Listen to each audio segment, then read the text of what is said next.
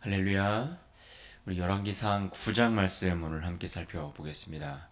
열왕기상 8장에서 우리는 솔로몬이 성전을 건축하고 그 성전을 하나님께 봉헌하는 장면을 보았습니다. 그 지은 성전을 하나님께 봉헌하면서 백성들과 함께 축제를 벌이는 그러한 장면을 우리가 살펴보았습니다. 그는 그 자리에서 무려 7가지의 기도 제목들을 가지고서 하나님께 간절히 간구하는 내용도 우리가 살펴보았는데요. 가뭄이 올 때라든지 아니면 전쟁을 당할 때 혹은 범죄하였을 때 심지어 타국인이 기도할 때라도 하나님께서 그들의 간구를 들으시기를 기도하는 것을 우리가 보았습니다. 그런데 그 모든 기도는 한 방향을 가리키고 있었는데 그것이 무엇이었습니까? 바로 이 성전을 향하여 우리가 기도할 때 하나님, 우리가 이 성전을 향하여 이 성전에서 하나님 앞에 간구할 때에 하나님께서 응답해 주십시오라는 그러한 기도였습니다.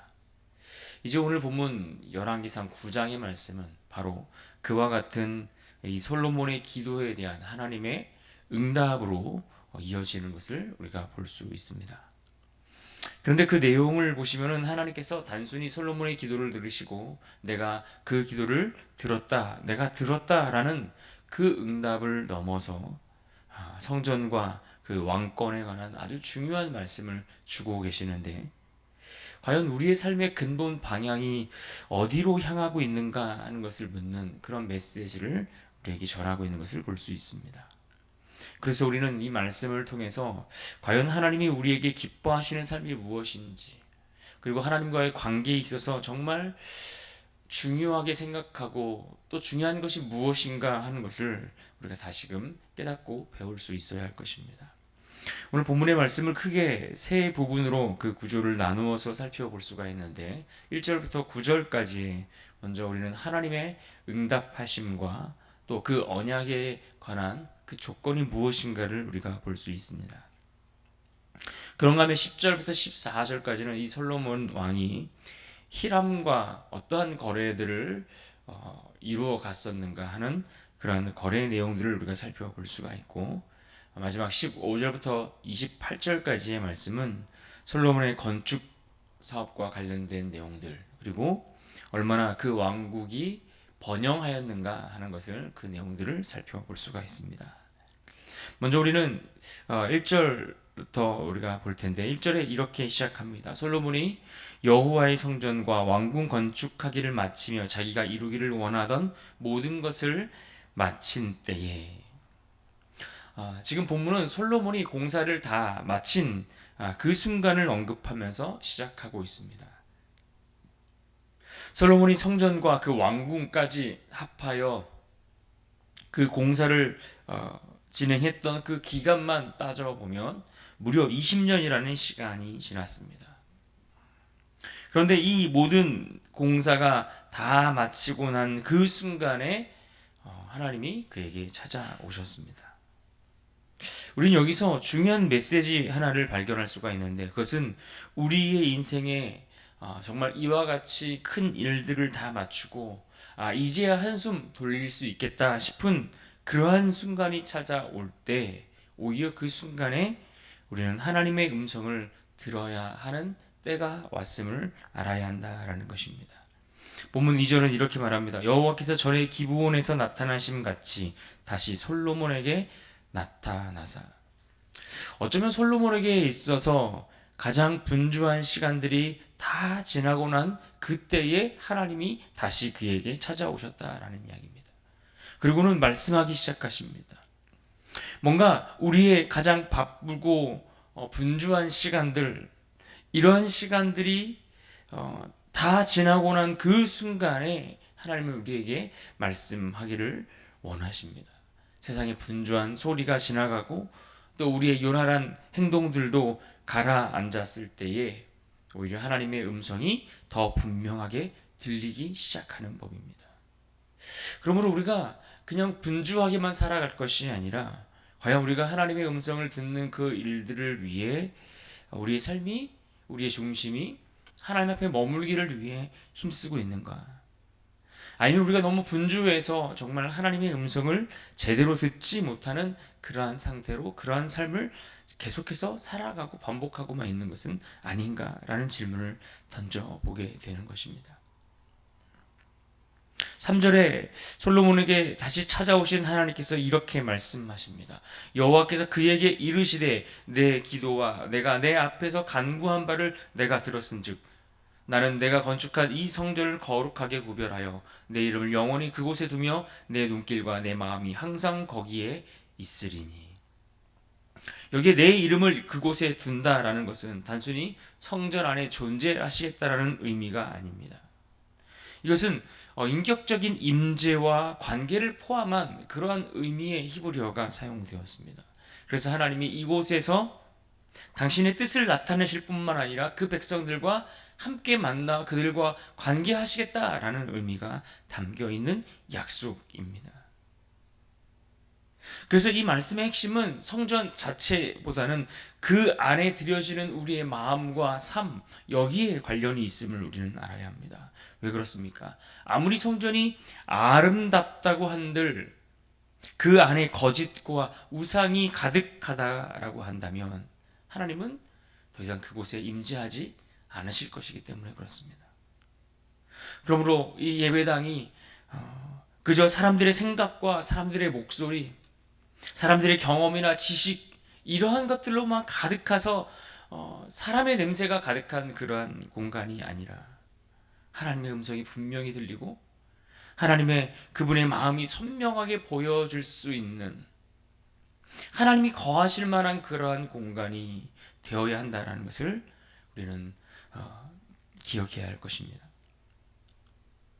또 4절 보십시오. 내가 만일 내 아버지 다윗의 행함같이 마음을 온전히 하고 바르게 하여 내 앞에서 행하며 내가 내게 명령한 대로 온갖 일에 순종하여 내 법도와 율례를 지키면.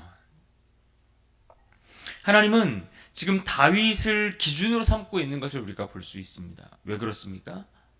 물론 다윗도 우리가 이미 말씀을 통해 살펴보았던 것들처럼 그도 많은 실수를 하는 그런 연약한 존재였지만 그러나 하나님 앞에서 그의 중심이 변하지 않았던 사람이었기 때문일 것입니다.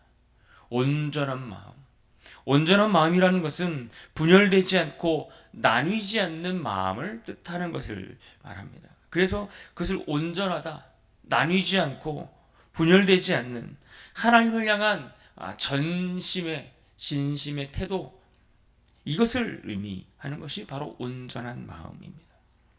그러면서 정직히 행한다라고 표현했는데 이 정직히 행한다는 것은 그의 삶 속에서 말 그대로 하나님의 뜻을 하나님의 말씀을 실천하며 살아가는 것을 의미합니다. 그래서 하나님은 오늘 이 말씀 속에서 우리가 확인할 수 있는 것은 능력 있는 사람들을 찾는 것이 아니라 그 중심이 온전하여 분열되지 않은 사람, 하나님 앞에 그 마음이 세상과 나뉘지 아니하고 오직 하나님께 온전히 서 있는 사람, 그런 사람을 그 어떤 능력 있는 사람보다 더 귀하게 여기시고 그러한 사람을 찾으신다는 것을 우리는 알 수가 있습니다. 그러면서 하나님은 경고의 말씀도 잊지 않고 계속해서 그에게 전해주고 있습니다. 어떤 경고의 말씀입니까?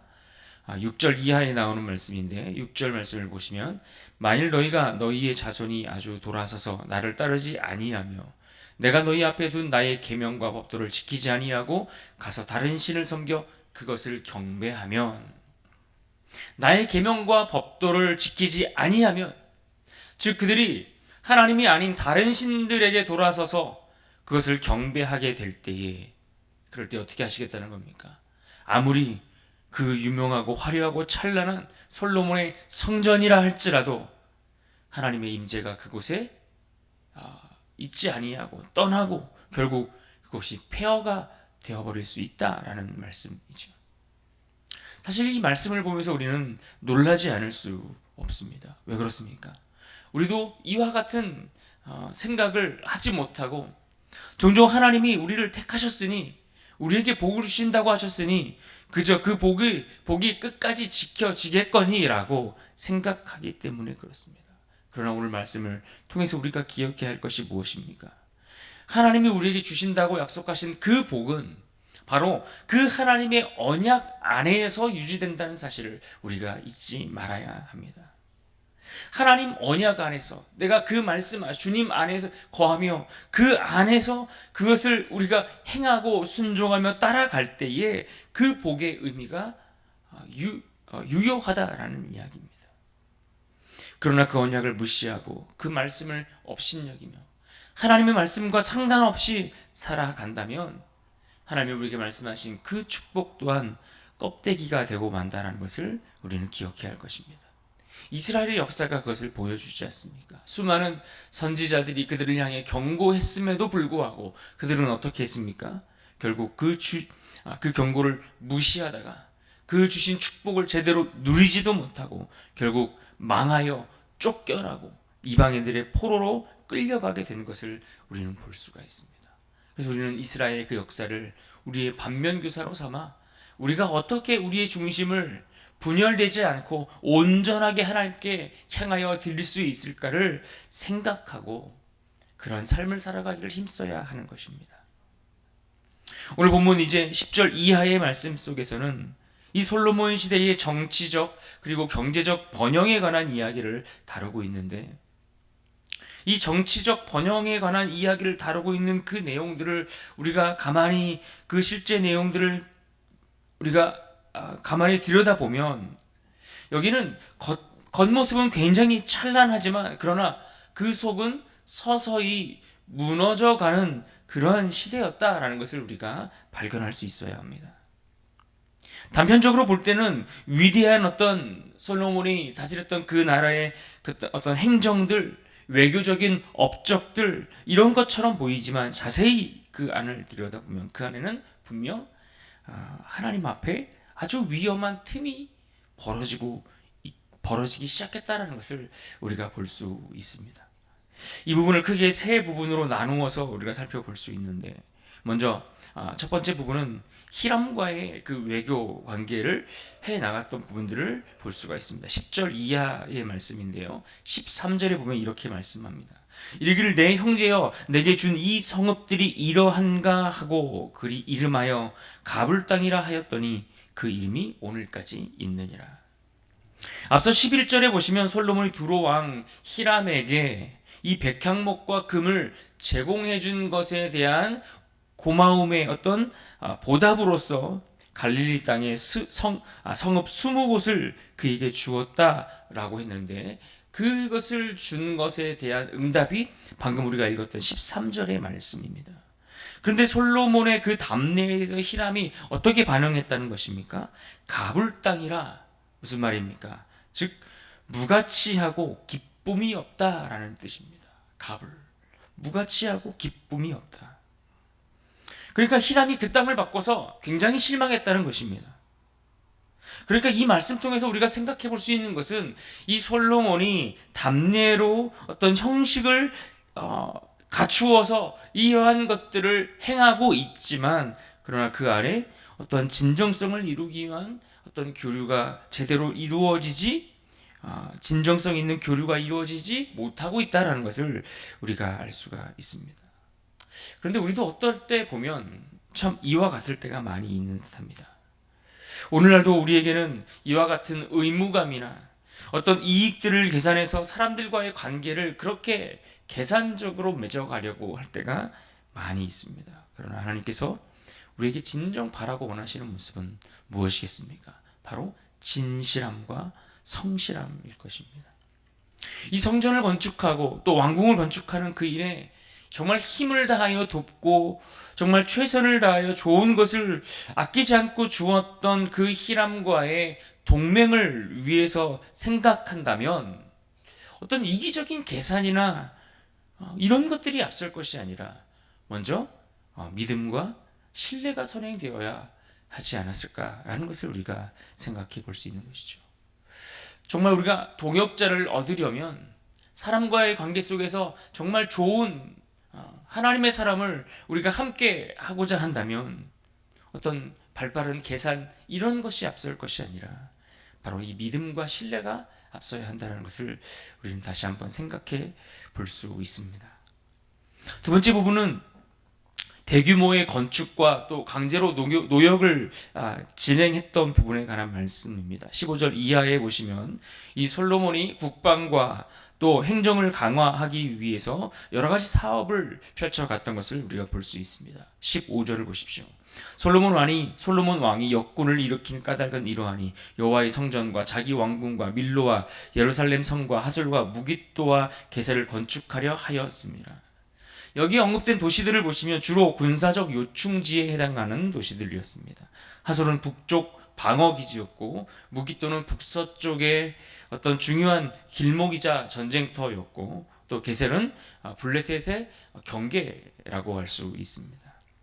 또 20절 이하에 보시면 가나안 땅에 남아있는 그 족속들을 데려다가 노역에 동원했다라고 하는 장면이 나오는데, 그런데 22절에 보시면 이렇게 표현합니다. 다만 이스라엘 자손은 솔로몬이 노예를 삼지 아니하였으니, 즉 히브리 백성들은 직접 노역을 담당하지 않았고 주로 이방인들이 그 노역에 동참하게 되었다라는 것입니다. 그런데 문제는 이 구조가 나중에 히브리인들에게도 아주 영향을 미치게 된다라는 것입니다. 왜 그렇습니까? 성경은 이 이방인들에 대해서 이스라엘 백성들이 하나님의 백성으로서의 거룩함을 유지하기 위해 그들과의 관계에 어떤 경계할 것을 말씀하셨지, 그들을 데려다가 종으로 삼아 그들을 억압하고 그들을 착취하고 그렇게 시키라고 성경이 언급하고 있지 않기 때문입니다. 실제로 이와 같은 일들이 그 사회 안에서 어떤 계층 간의 불균형을 초래했을 뿐만 아니라 후에 북이스라엘이 반란을 일으킬 때, 그래서 남과 북이 갈라질 때에 바로 이 노역을 부담하는 이 문제가 가장 큰 화두가 되어 이것이 큰 원인으로 발생하는 것을 우리가 볼 수가 있는 것이죠. 그러면 우리는 어떤 성공과 어떤 성과를 위해서 사람을 수단으로 삼으려고 하는 것, 여러분 이런 모든 것들은 다 중단되어야 하는 것입니다. 솔로몬은 마땅히 국방력을 강화하는 일들이 필요했고 또 그것을 위해 어떤 조치가 필요한 것은 마땅히 당연한 일이었다라고 할 수 있지만, 가만히 보면 그가 점점 사람보다는 어떤 체제, 사람보다는 어떤 성장, 치적 이런 것들에 점점 집착하기 시작하는 방향으로 그의 통치가 변질되어 흘러가고 있었다는 것을 우리가 알 수 있는 것입니다. 그러나 하나님은 성과보다, 위대한 업적보다 한 사람 한 사람을 귀하게 여기신다는 것을 우리는 잊지 말아야 할 것입니다. 끝으로 오늘 본문 26절 이하에 보시면 26절에 에시온 게벨의 배가 나오고, 또 27절에 보시면 히람의 종들이 언급되고, 28절에 보면 금 420달란트가 언급되고 있는 것을 볼 수가 있습니다. 이 에시온 게벨이라는 이 도시는 홍해 끝단에 있는 항구 도시를 의미합니다. 또 이곳에 히람의 선박과 연합해서 오빌이라는 그 항구로 향하여 금을 수입으로 얻게 되었는데, 그 양이 무려 420달란트, 420달란트면 약 15.75톤 정도 되는 그런 금의 양에 해당합니다. 그 금의 양만 계산해 봐도 당시 중동 전체에 통틀어서 놓고만 보더라도 굉장히 손꼽힐 만큼의 아주 막대한 부를 취했다라고 볼 수 있는 것입니다. 그런데 이 무역과 이러한 번영들을 통해 이후에 결국 솔로몬이 점점 부와 쾌락을 추구하는 시대로 가기 시작했던 것들이 이와 같은 부와 번영을 누리기 시작하면서부터였다라는 것이죠. 점점 더 많은 부와 더 많은 이런 번영을 위해 추구하기 시작했다라는 것입니다. 물론 이 부를 추구하는 것, 부 자체가 나쁜 것은 아니지만, 디모데전서 6장 10절 말씀에 돈을 사랑함이 일만하게 뿌리라고 했던 그 말씀을 우리가 잊지 않고 기억해야 합니다. 그래서 하나님이 주신 자원을 자꾸만 쌓고 쌓아서 나를 위해 그것을 모으는 것에 집중할 것이 아니라, 언제나 이것은 하나님이 주시는 것들을 나뿐만 아니라 이웃들을 향해서 함께 나누는 도구가 될 수 있어야 합니다. 그것이 지혜로운 자의 삶인 것입니다. 그러므로 오늘 우리가 말씀들을 우리가 다시 전체적으로 돌아보며 정리할 때에 가장 먼저 기억할 것은 무엇입니까? 하나님이 우리에게 진짜 원하시는 것이 무엇인가? 하나님의 거룩한 성전을 짓고 살아가는 우리들이 그 안에서 어떠한 삶을 살아가기를 원하시는가? 오늘 우리가 기억해야 할 말씀은 4절 말씀입니다. 4절 말씀을 다시 한번 같이 한번 읽어보겠습니다. 본문 4절입니다. 함께 읽습니다. 시작. 내가 만일 내 아버지 다윗이 행함같이 마음을 온전히 하고 바르게 하여 내 앞에서 행하며 내가 내게 명령한 대로 온갖 일에 순종하여 내 법도와 율례를 지키며.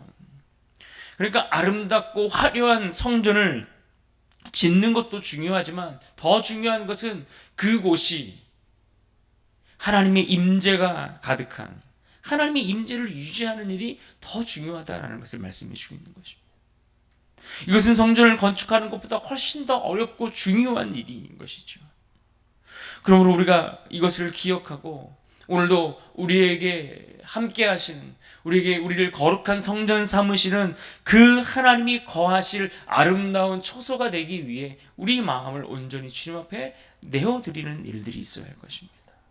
내 마음을 하나님 앞에 온전히 내어드리고 그 안에서 내가 하나님 앞에 어떻게 행하여 살아갈 것인가? 단순히 불을 축적하는 데 살아가지 아니하고 내가 이 불을 가지고 어떻게 살아갈 것인가?